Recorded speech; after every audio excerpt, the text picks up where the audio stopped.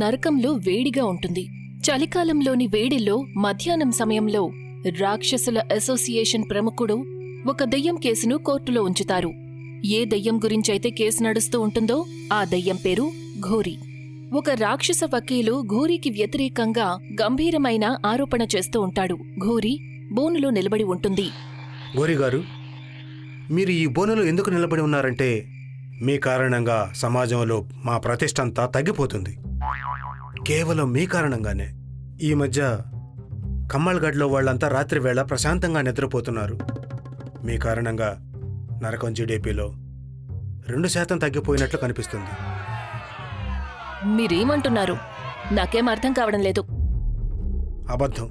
నరకపు బోనులో నిలబడి ఉండి అబద్ధం చెప్పడం మీకు సిగ్గనిపించడం లేదా? Order order. వకీలు గారు, నరకంలో ఇప్పుడు వేడిగా ఉంది. వాదించడం ఆపేసి తిన్నగా విషయానికి రండి. నేను ఒకటే కోరుకుంటున్నాను జడ్జి గారు, తనకి భూతాల లైసెన్సుని రద్దు చేయాలి. తనకి నరకంలో బంగాళదుంపలు వేయించే పనిని ఇవ్వండి.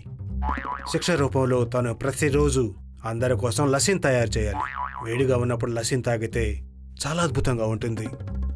ఆ శిక్ష ఆరోపణ విని ఘోరీ కంగారు పడుతుంది. రాక్షసుల అసోసియేషన్ ప్రముఖుడితో ఇలా అంటుంది. జడ్జి గారు, నేను అందర్నీ భయపెట్టడానికి పూర్తిగా ప్రయత్నిస్తున్నాను. కానీ ఈ మధ్య అందరూ ఫోన్లే చూసుకుంటున్నారు. ఎవరూ భయపడ్డం లేదు. మళ్ళీ అబద్ధం. ఘోరీ, నాకు చెప్పు, ఆ రోజు అసలు ఏం జరిగింది? తాంత్రికుడు నిన్ను 15 సంవత్సరాల పాటు బంధించినప్పుడు అది నేను మొత్తం కథంతా చెప్పు. నేను ప్రముఖులు ఇద్దరం మొత్తం కథను వినాలనుకుంటున్నాం. నేనొకరోజు ఒక బంగ్లాలోకి వెళ్లాను. అక్కడ 3 మాత్రమే ఉన్నారు. భార్య, భర్త, ఇంకా వాళ్ల కూతురు.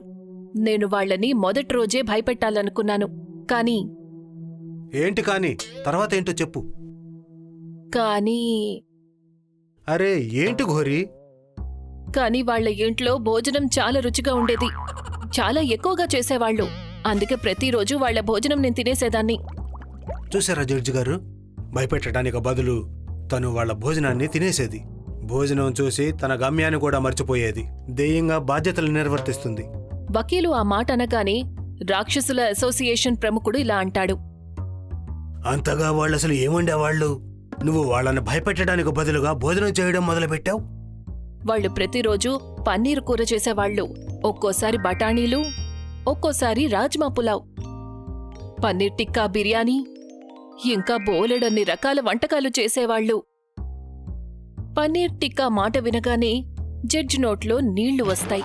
కాని ఆయన కంట్రోల్ చేసుకుంటూ ఘోరీతో ఇలా అంటారు. భోజనం చేస్తే చేశావు, అదంతా సరే.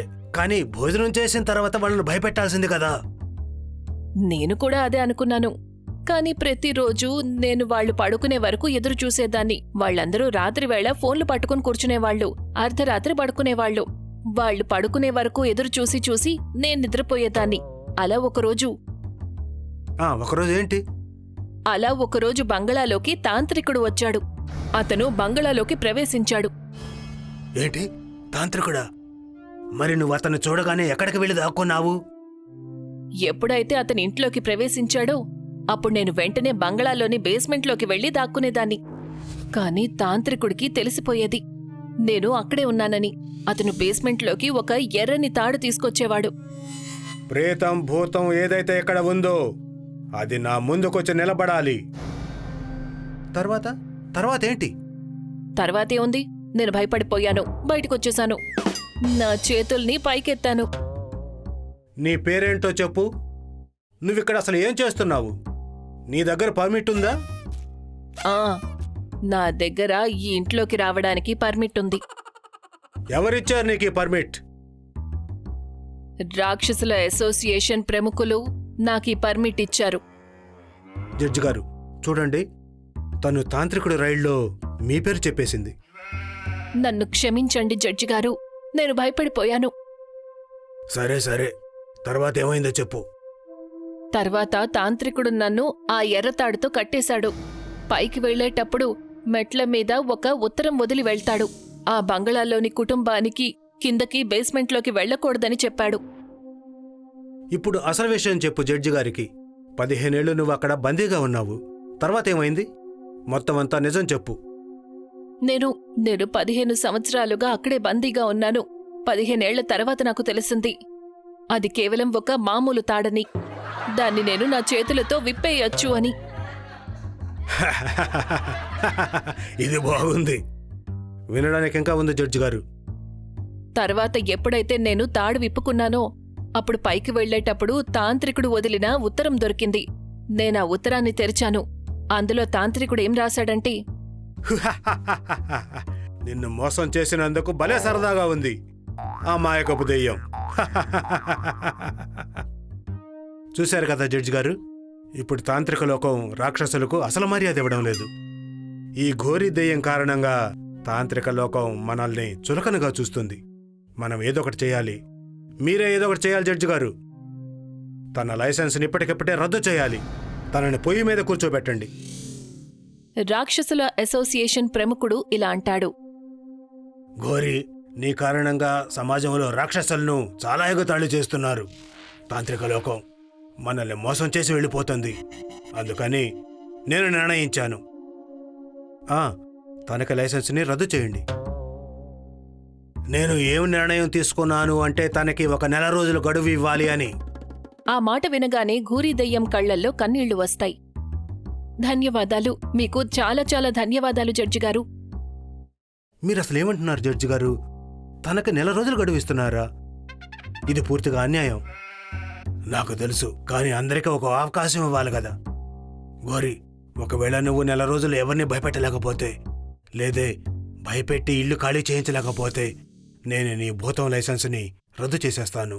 ఆ తర్వాత నువ్వు ఎప్పటికీ నరకంలోనే ఉండాల్సి ఉంటుంది. ఘోరీ మళ్లీ భూమి మీదకి వస్తుంది. ఈసారి తను నిర్ణయించుకుంటుంది ఎవరినైనా భయపెట్టాల్సిందే అని. అందుకని ముందుగా తను ఒక బంగళాలోకి వెళ్తుంది. అక్కడ ఒక ఫోన్ దాచిపెడుతుంది. ఘోరీ ఫోన్ని చేతిలోకి తీసుకుంటుంది. అందులో చాట్ జీపీటీని ఇలా అడుగుతుంది, అందరికంటే ఎక్కువగా భూతానికి ఎవరు భయపడతారు? చాట్ జీపీటీ జవాబిస్తుంది, పిల్లలు, ఇంకా ఎవరైతే ఒంటరిగా ఇంట్లో ఉంటారో వాళ్ళు. అర్థమైంది, బాగా అర్థమయ్యింది.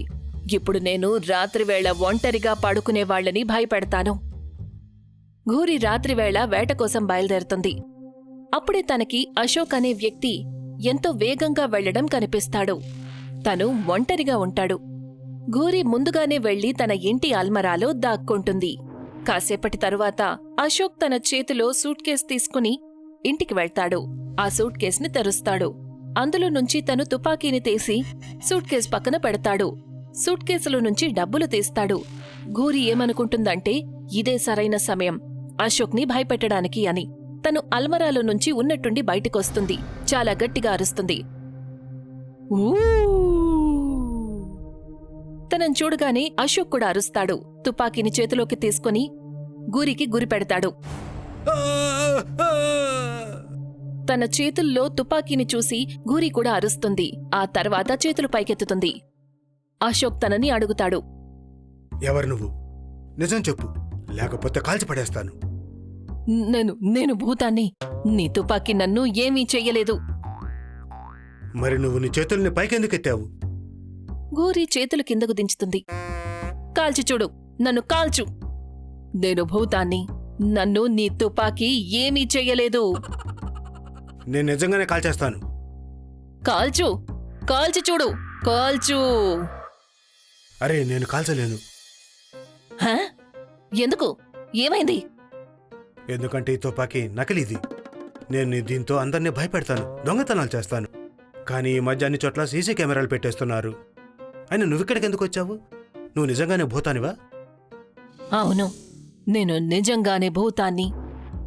ఆ మాట ఎందుకు అంత దిగులుగా చెబుతున్నావు? ఏంటి విషయం, నాతో చెప్పు. ఘోరీ జరిగిందంతా అశోక్కి చెప్తుంది. అది వినగానే అశోక్ ఘోరీతో ఇలా అంటాడు, అరే, నా పరిస్థితి కూడా ఇప్పుడు అలానే ఉంది. ఇప్పుడు నేను దొంగతనాలు చేయలేకపోతున్నాను. దొంగతనం కమ్యూనిటీ వాళ్ళు నన్ను పోలీసుల ఫ్రెండ్ అంటున్నారు. దీనికి నన్ను బదులు తిట్టినా బాగుండేది. నా దగ్గర కేవలం 1 నెల రోజులే టైం ఉంది. ఆ తర్వాత నా లైసెన్స్ కూడా క్యాన్సిల్ అయిపోతుంది. నేను నరకంలో వంట చేస్తూ కూర్చోవాలి. అప్పుడే ఉన్నట్టుండి అశోక్కి ఒక ఐడియా తడుతుంది. అరే, మన ఇద్దరం కలిసి పనిచేయొచ్చు కదా. నా దగ్గర ఒక మంచి ప్లాన్ ఉంది. ఆ ప్లాన్తో నేను చక్కగా దొంగతనాలు చేసుకోవచ్చు, నీకు అందరినీ భయపెట్టే అవకాశం కూడా దొరుకుతుంది. అవునా, చెప్పు చెప్పు. అశోక్ తనకి ప్లాన్ అంతా చెప్తాడు. మరుసటి రోజు వాళ్ళిద్దరూ రెడీ అవుతారు. ఆ తర్వాత ఒక కపుల్ ఇంటికి వెళ్తారు. అది రాత్రివేళ. ఘోరీ చెవులకు ఇయర్ పాడ్స్ పెట్టుకుంటుంది. నీకు నా మాట వినిపిస్తుందా? ఐ రిపీట్, నీకు నా మాట వినిపిస్తుందా? ఆ, వినిపిస్తోంది. సరే, వెళ్ళి వాళ్ళ అల్మరాలో దాంకో. వాళ్ళు తమ ఇంటి దగ్గరకు వచ్చినప్పుడు నేను నీకు ఇన్ఫార్మ్ చేస్తాను. సరే. ఘోరీ వాళ్ల అల్మరాలో దాక్కుంటుంది. కాసేపటి తరువాత ఆ కపుల్ వాళ్ల ఇంటికి చేరుకుంటారు. అశోక్ వాళ్ళని చూస్తాడు. ఘోరీకి ఇన్ఫర్మేషన్ ఇస్తాడు. వాళ్ళిద్దరూ ఇంటికొస్తున్నారు ఘోరీ. అవకాశం చూసుకుని వాళ్ళని భయపెట్టు. ఎప్పుడైతే వాళ్ళు స్పృహ తప్పుతారో అప్పుడు నేను ఇంటిలోకి వచ్చి దొంగతనం చేస్తాను. సరే, నేను సిద్ధంగా ఉన్నాను. ఆ కపుల్ ఇంట్లోకి వెళ్తారు. తమ బెడ్రూంలోకి వెళ్తూ ఉంటారు. బెడ్రూంలో ఉన్న అల్మరాలో ఘోరీ దాక్కుని ఉంటుంది. ఎప్పుడైతే కపుల్ బెడ్రూంలోకి చేరుకుంటారో అప్పుడు ఘోరీ అల్మరాలో నుంచి బయటికొస్తుంది. వాళ్ళని భయపెడుతుంది. యా!